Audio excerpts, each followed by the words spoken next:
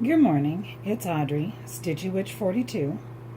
I'm here for another off the grid coffee break. This morning's story is all about Harry Potter. I've been a fan of Harry Potter for years. When it first came out, I didn't know anything about Harry Potter. I didn't learn about Harry Potter until book 4. The store that I was working at that time had a display of book 4 for sale at the front of the store. And I walked past it every day, didn't have a clue what it was, until one day I get a call from my sister, and she asks me, "Have you read Harry Potter?" And I said no. She goes, "Well, you need to." Okay. So that weekend, Mark and I were in Salem, and I went to a bookstore, and I bought the first book, and I brought it home, and I sat on the couch, and I disappeared into that world. The next weekend, I went back to the bookstore, bought the second book, came home, sat on the couch, and disappeared into that world again. I did the same thing the third weekend. I did the same thing the fourth weekend. And then the fifth weekend, it all screeched to a halt because the next book was not out. Oh my gosh, I was devastated. So, a couple months later, the bookstore in Salem announced that they were doing midnight release. And they were making a big deal out of it, and I told Mark that I wanted to go. He didn't think that it would be a good idea for me to be in Salem in the middle of the night by myself in front of a bookstore. So he and Philip went with us, and I had prepaid for my book. We were allowed into the bookstore at 11 p.m.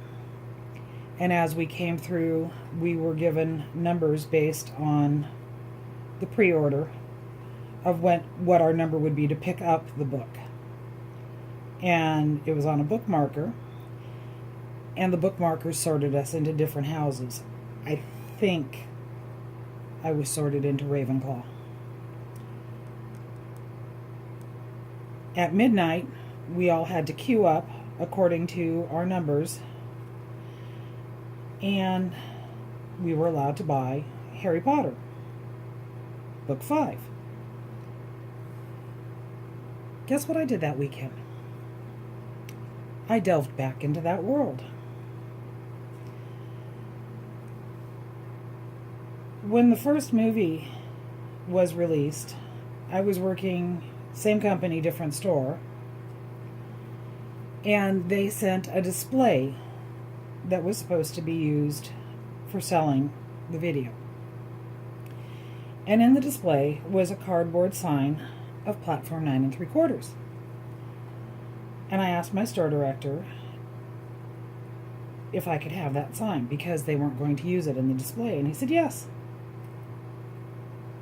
So I brought it home, and I hung it in the kitchen over the door that leads into my husband's office. And I told Mark that one of these days I was going to paint that door that leads between the kitchen and his office to look like platform 9 3/4. Years went by, and Mark decided that he was going to remodel his office. He wanted to put in some built-in shelves. And when he did this, he changed that swinging door to a pocket door. And on the kitchen side, he covered it with hardboard so that I had a smooth palette to paint my brick wall. So with the help of Mark and my daughter Erin and my 3 granddaughters, Raven, Rowan, and Riley, we painted fake brick on that door and on the archway that leads into our pantry. So I now have platform 9 3/4 in my kitchen. Well, my family obviously know that I like Harry Potter. And for Christmas this year, my daughter got me the Harry Potter Trivia Pursuit game. Now, my two youngest granddaughters, Miss Rowan and Miss Riley, they are 10 and 9 respectively. They come over to my house after school on Tuesdays, and we spend a couple of hours playing various games or doing whatever, just spending time together. And they wanted to play Harry Potter Trivia Pursuit. Well, I know that they don't have the depth of knowledge that I have from the stories. So I have to help them answer the questions.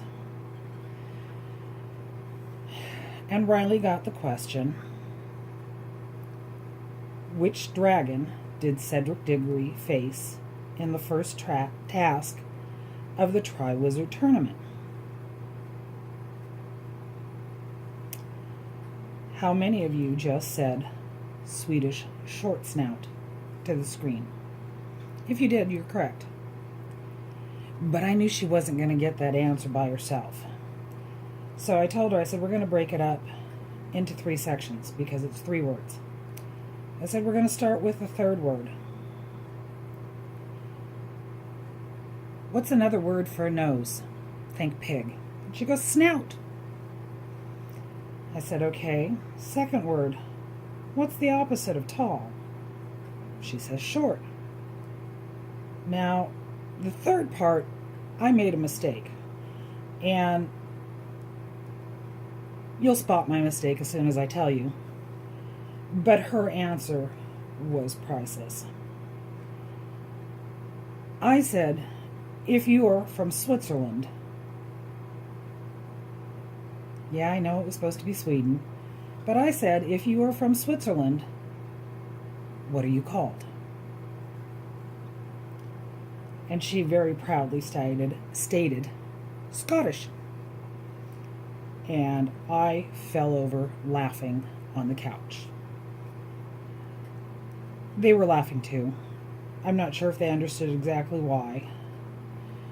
But yeah, if you're from Switzerland, you're Scottish now. So that leads us up to Saturday. One of my friends on Facebook had posted an event that was going to be happening in Salem Saturday evening.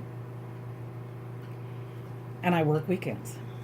So at first I looked at this and realized that as much as I would like to go to it, I wasn't going to be able to until I looked at the date and realized that it was Saturday the 27th, and I had already requested Sunday the 28th off for something else. So yes, I was able to go to this event. What was the event? Well, it was a Harry Potter party being held at a cafe bar in downtown Salem. And from the pictures on Facebook, I thought, I have to go check this out. So I called my daughter Erin and I asked her if she would be my date, and she said yes. So Saturday night, we got dressed up and headed into Salem. I, of course, was wearing all the basic witchy blackness that I could. And then I borrowed Hagatha's sequined witch hat that I got her when I showed off all my Halloween stuff.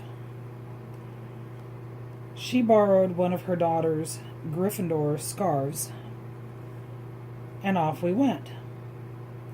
When we got to this bar, there was a line outside, and we waited, maybe half an hour to get in. When you got up to the door, they had a curtain there that was painted to look like platform 9 3/4 with a slit in it so that you had to pass through. And inside was a gentleman who had the sorting hat, And he was sorting groups of people, not individual people, because there was too many to do individuals. We were sorted into Gryffindor. They had done an amazing job on the decorations in this bar. They had very steampunky looking shelves on both walls, and they had big screens on both walls that showed the Great Hall for that opening feast with all the candles hanging in the air. There were banners for every house. There were helium balloons of Hedwig. Even the food and the drink was Harry Potter themed. You could get Dementor popcorn, regular popcorn without the happy memories. There were alcoholic drinks. There was Felix Felicius, which was champagne with edible glitter. There was Love Potion. My daughter got He Who Must Not Be Named. It was disgusting. The one that I had that I thoroughly liked was Polyjuice Potion. Vodka, blackberry, and Irish cream, and it was green, and it was yummy. We saw Sirius Black there. There was a woman sitting at the table next to us who was Madame Umbridge. She had on the pink dress. She had on a pink sweater. She had on a pink pillbox hat. She had cat pins up and down the front of her sweater.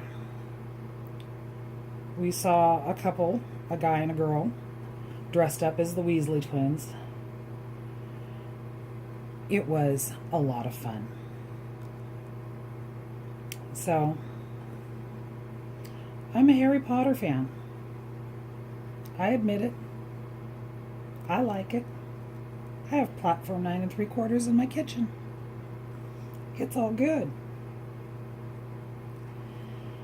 And that's my little coffee break for this weekend.